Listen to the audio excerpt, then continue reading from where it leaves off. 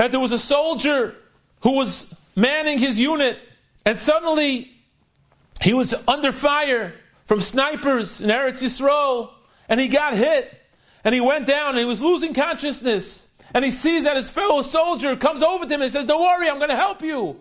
And he starts to bandage him. The next thing, the soldier realizes he was out, he was knocked out. He finds himself, when he wakes up, he's in a hospital.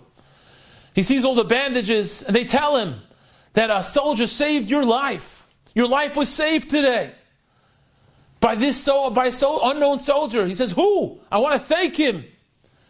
So, we don't know who. He came here. He brought you here. He got you here. He bandaged you up. He saved your life.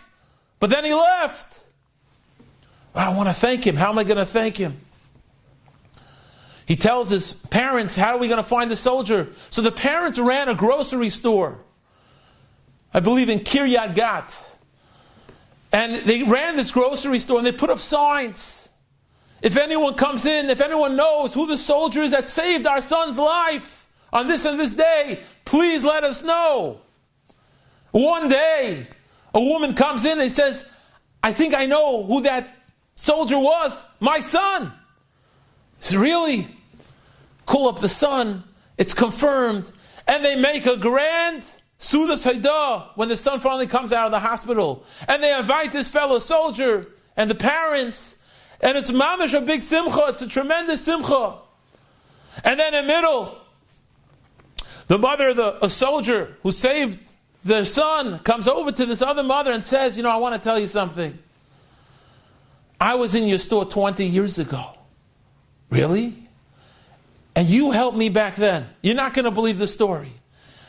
And this woman tells her, "I came into your store, I was expecting a child. And I was so poor, I had no money. And I wasn't religious.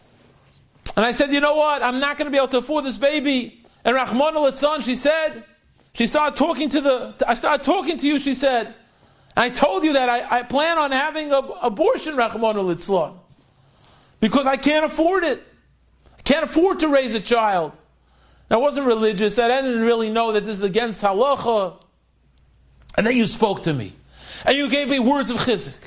And you told me that don't worry, I'm going to help you. I'm going to give you money. You could shop over here for free. Don't think of such a thing. And I saw the love that you had for me. The care. And I decided, you know what, come what may, we're going to go ahead with it.